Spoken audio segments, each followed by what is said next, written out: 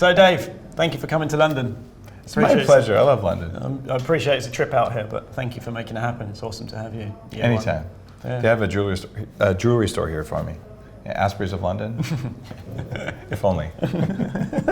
Your keynote was amazing. It was the best talk I think I've seen you do so far, and I've seen quite a few. Oh, I appreciate it. And the hall was packed, and in fact it spilled out into two of the breakouts as well, so it's like... Definitely standing room only, and super enthusiastic audience. It was, you could tell there was a community of people, not just a bunch of people in a room. Yeah, we worked really hard to get to the right audiences, and so yeah, it's bigger over here than I think you guys realized. Oh yeah, people really care, and it doesn't really matter where you live, having that ability to control your biology and not be tired. And I see the obesity problem here. Tom Watson was here, one of the MPs, and same thing there. He's looking at this saying, why did I carry all this weight? He lost all the weight, very public about it. And so why is England, why is this a problem? And it's basic things, and they're things that you're hacking. Yeah, mostly. There's a way around everything. It's just a matter of finding it. And I think it's a systems thinking approach to a biological bit of equipment. Correct. So I've got a few questions I'd like to run through with you. So I was just like, how would you define biohacking as of now? Well, when I first made the term, I really carefully wrote this definition. I still have it memorized, and it was the art and science of changing the environment inside of you and outside of you so that you have full control of your own biology. And I still stick with that definition. Now, Merriam-Webster's dictionary added biohacking as a new word in the English language, and my name is actually there in the dictionary, which was crazy. But they used a slightly different definition that was broader, that included editing your cats to glow in the dark and things like that. So I'm not going to say that isn't biohacking, but I just might call that gene editing. So there's also a group of people who say, I'm going to, we call the grinders, I'm going to implant homemade electronics in my arm, and I don't really, these are the universal things you can do. I just don't know that that's really advisable. Yeah, it's interesting. I think that's where my next question was, like, how do you think biohacking fits into the health optimization mindset? But I think when I created health optimization as a term, it's like so many people are saying, oh, you're a biohacker, what's that? And I was like, well, and they said, is that when you have like a chip implant in your arm or something? And I was like, no, it's about optimizing your health, and like, so you can perform better. It was like, and it actually came down to my mum one day. And I said, I've built this Meetup group in London of like 500 biohackers. This is before it grew even crazier. And she said, what's a biohacker, Tim? And I went, well, it's someone that uses data and science to optimize their health. She said, well, why don't you call it that? And I went, I'm a biohacker that optimizes my health, and thus health optimization was born. So obviously for the audience and people listening, is like, how do you think biohacking for you fits into health optimization specifically? Because obviously there's... Sure, I don't know that you can say there's a difference. Health optimization is a more sanitized, safer term for biohacking, but it also means that maybe it can be more accessible. There are people who say, I'm not going to a biohacking conference because I don't know what that is, but if you were to say, hey, did you want your health to be better than it was before? They're going to say, okay, I'll go, right? So there's a general market for health and wellness. The problem is that a lot of people are tired of the same old stuff. You know what they tell you? Eat less, eat more really cheap, crappy processed foods that are low in fat, and run every day. And what they create is malnourished, tired, exhausted people with bad sympathetic response. It doesn't work, but that's what health and wellness is. Or let's eat, kale and a bunch of other whatever random plant-based things that do not work. So that's what it can mean, and that's why I wanted biohacking to be radically different. I think health optimization is more approachable as a term for that same idea. That's like, hey, did you want it to be better instead of this, I want to be healthy? Well, I think that's where it fits in for me. So on Oxford Street, when stopping people in the street and saying, because I am an avid biohacker, I'd like to say one of the more extreme ones apparently, but the thing is, when we stop people on Oxford Street and say, like, are you into biohacking? Like over 99%, even I think it's about 0.1% in the end, was like, I don't know what that means. It's like, okay, do you want to biohack yourself? No. What about optimizing your health? And like 95% of people said, yes, I want to optimize my health. So it made it more accessible. The other 4 people, when we said, we said, what about family or a loved one? And they went, yes. So 1% were just too busy, they're in their work mode or whatever. Right. But the point is, for me, it was like broaden the term, get people to understand what biohacking is with health optimization, then they become biohackers to help spread the word for biohacking. It's a way to help people come in the door. And it's funny because, I mean, your grandmother was absolutely a biohacker. And she knew, if you eat the chicken soup or whatever the things were, different foods, different things, different times of day. And we just lost that knowledge because we got really big egos about 20, 30 years ago and decided, we know what's best. We didn't. Yeah, awesome. So, I mean, what would you say was the best health optimizing biohack that you can think of? The first one that comes into your mind, would you say that you would like people to know of? Well, Bulletproof Coffee is really famous. And I will tell you, it was 1,000 plus little tweaks to figure out the right oil and all that. But there's nothing that I've found that for a broader segment of people where they wake up, the first thing in the morning they do that, and everything is different throughout the day. It is the ROI on that. You were going to drink coffee anyway, or maybe tea, but you can drink coffee, so no one's going to judge you. And that difference, for me, at 10 years of doing that every morning, it's still one of the most important, biggest things. I would absolutely agree. I mean, my way into this was hearing about Bulletproof Coffee and having brain fog and being knackered. And one day I did it, sat down and worked at home, had a Bulletproof Coffee, and then I was like, shit, no, it's 3 o'clock in the morning, 3 o'clock in the afternoon. It's like, I've had the best mind I've ever had. I can't believe what's going on. That was me at my illest, and I was like, wow, I have to look into this biohacking thing and this Bulletproof Coffee thing, and then it stemmed from there. And like, I didn't realize there was a community for 4 years. It's kind of a gateway. There's so many things you can do, and it becomes scary. But look, you were going to drink coffee anyway. You might as well put your butter, put your brain octane, you get the right beans. It's not that hard, and when you do it, the difference is really big. It's not a small thing. I mean, many people say to me, it's a fad, it's just a brand, it's just a product. And like, wake up, guys, wake up. Yeah, wake up. It's like, it's caught on for a reason. Like you can, the thing is, if you have a ball bearing, you have to sell it. You have to push, because it's a crap product. But when you have a good product, it just spreads because people want it and they realize it works. I would estimate somewhere around 200 million cups of Bulletproof Coffee have been made. And this is the real Bulletproof Coffee. And how many people put some butter in some coffee? It's still better than putting milk in some coffee, but the difference between all the different ingredients on Bulletproof, it's real. But this has shifted the coffee industry, which is pretty cool. Yeah, definitely. So, well, let me just think what's the best one to go with, because I appreciate we're short on time. So, so what's next for biohacking? And you specifically?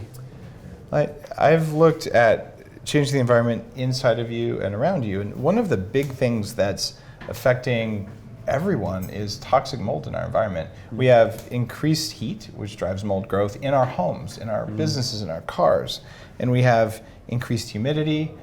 We have lower expenses on electricity. So we have an epidemic where there's hundreds of millions of people whose biology is trashed by poisonous mold growing in the walls that they can't see. So one of my companies that I started several years ago called Homebiotics makes a probiotic you can spray that eats mold as a fuel source. So you inoculate your house just like it would have been inoculated if you lived 100 years ago anyway because of natural airflow. And suddenly you can reduce your mold and mildew exposure, which is a really important thing. TrueDark, my company that makes glasses, they're patented lenses for improving sleep quality.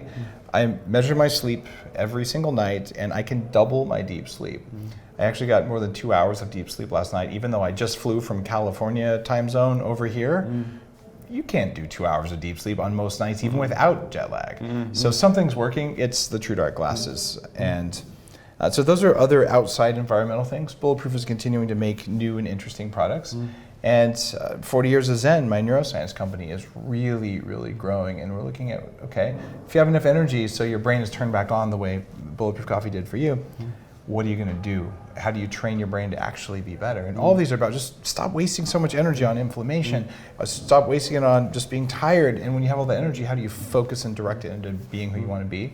That's a big thing. We have the Human Performance Institute, which is the Bulletproof coaching perspective, and I helped to create that program with Dr. Mark, and this is the, if you want to be a biohacker, you want to be bulletproof, you go there.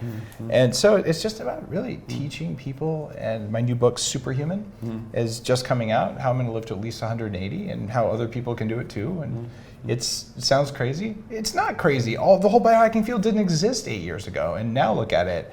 And so there's all kinds of cool stuff happening, and it's just a matter of how do we reduce the kryptonite we're exposed to, and then do the things that increase our performance the most. I don't mean performance at work, I mean performance as a human. And what do humans do? We take care of each other, we raise our kids, we have a community, we love, we do things that aren't work, and performing well at those. Do you want to be a good friend or a bad friend? I want to be a good friend. That's why I optimize my health, and that's why I biohack.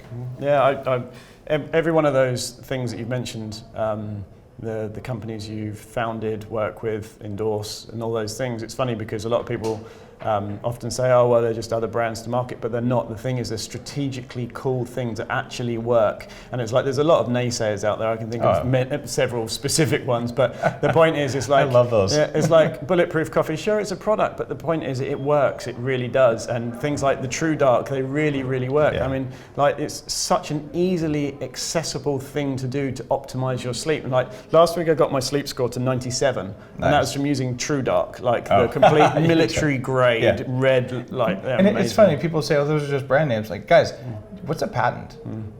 A patent means that the technology is different and protected, and my name is on the patents. So sure. Well, here's what's going on in the biohacking space and in a broader space. There are people who believe so much in something that they put their time and energy and money into making it a reality. And that's what a real entrepreneur is. And then you get the entrepreneurs who say, that's just a brand, I'm going to copy it, I don't know if I could say this, do a shittier job, make it a little bit cheaper, and then point fingers at the guy who created it. And if you're one of those people, hey, you're probably going to get spotted, and everyone's going to know that you walk like that. So the entrepreneurs copy and cheapen and actually make innovation and evolution of humanity hard. The people who focus on, I'm going to find something new, and no one's done it before. Those are the ones who change the world. And if you look at what Bulletproof does, 4 of the 5 categories that we're in did not exist as health categories. We created them. You know the market size for mold-free clean coffee beans? It was 0 when I started Bulletproof. I had no idea whether anyone wanted it. And now it's a multi-million dollar category. Functional coffee, no such thing. Now there is. So here's the thing, go out and innovate, and if you look at biohacking, the things you're doing with health optimization, we've only tapped maybe 2% of what's in the human body. So you can sit down and say, wow, no one ever thought about this. I'm going to do my research. I'm going to read PubMed. I'm going to go out. I'm going to test. I'm going to biohack. And you're going to notice something. And then you can take that and you can take it out there. And then you've actually created new value instead of being a copycat. Yeah, I mean, I think I completely agree about focusing on something and making it very special without necessarily copying. I mean, I think for health optimization, I wanted to pull in the best from the paleo mindset, the best from the bulletproof mindset, and the biohacking, and bring it together into a new kind of an umbrella to make it more accessible, while still taking, I guess, the best bits from each, but then going, actually, I'm not going to focus on those guys. I'm going to do the best to make it the best I can. That's evolution. That's very healthy. And the same thing. Atkins diet, paleo. Wait, hold on. Keto, wasn't that from 1972? The first book was written the year I was born. Yep. So we evolve, which is really good. Just don't cheapen, and if you're going to do it, you do it with class. Which is, hey, like, Dave, why don't you come on in? The guys from Paleo FX, Michelle and Keith, why don't you come on in? So it's actually a community, and we're all working towards continuing to improve and, dare I say, optimize. That's a super healthy giving back perspective. So I appreciate that about you. That's cool, thank you. I mean, I think I know that you, Michelle and Keith from Paleo FX, have got a long history, and obviously there's a lot of synergy with Martin and Upgrade Labs, obviously. Yeah, we spun them out of Bulletproof. And I mean, I think for me it's about creating unity, saying that we're all stronger together. Like, let's work collaboratively to instead of like the police, like the ghetto, killing each other off. And because it gives them less work to do. So I think in this space we should club together and go, let's be better together, let's really fuel and spread health. And I guess that's our hashtag, spread the health. It's funny, maybe 9 years ago, when I was first coming up with biohacking, there was this very strong paleo movement that said, I'm only going to eat what my ancestors ate. And so I got into a debate online with someone or another, and I said, look, cavemen didn't have mass spectrometers, microscopes, and DNA. So I believe that my biohackers are coming for your caves, and we have lasers. And so we kind of got into this, which is how do we evolve that? And I'm dear friends with all the leaders in the paleo movement, and we're all in this quadrant of how do we make ourselves better. And I guarantee you that there's something in the Bulletproof diet or Headstrong where we're going to find a new study 3 years from now that says, you know what, we should take that and tip it 20 degrees to the right or the left. Yeah. That's how we learn. And it's when you get stuck in one mindset that you get stuck. And when you start creating tribalism, you see what happens with that. No one wants tribalism. Yeah, it's awesome. So, I mean, obviously we've partnered with Upgrade Labs and PaleoFX to obviously partner with us on this, and it's bigger than just a standard sponsorship. It's not. I mean, it's a partnership to bring the best from around the world together. So, I mean, I'm just really interested to know your thoughts about when you'd heard about this crazy idea that we had done together. I was really happy about it because, you know, as the founder and sort of inventor of the Bulletproof Labs concept, which became Upgrade Labs, Martin and I went out and got funding for the company, and we're really looking at this. How do we make the experience of being bulletproof real? And part of the experience there is building community. And when Martin came in and said, hey, we have a chance to work with health optimization, I said, this is fantastic because it is a global movement. And I've met people from around the globe, both here at Health Optimization Summit and other places I go. It doesn't matter if I'm in Abu Dhabi, Singapore, Switzerland, here. There's someone from Estonia. So this is happening in every country. And people are just saying, you know what, I'm done. I will not feel this way anymore. And so thank you for making No, thank you for coming. I mean, it's really amazing. And like, obviously you draw a crowd as always. It's a really strong crowd. They absolutely love you, as do I. I mean, it began with you and the mindset. So thank you very much for coming to London and supporting us this year. Thank you for working with Upgrade Labs and working with Bulletproof and me, and just getting the word out. This is about meeting people. It's about connecting with people and learning some new stuff, but really looking around and saying, I'm not the only one who puts butter in my coffee. I'm not the only one who cares a lot about my health, to the point that I'm willing to do something about it. Yeah, thank you, Dave. It's awesome. Enjoy London. Mind the gap.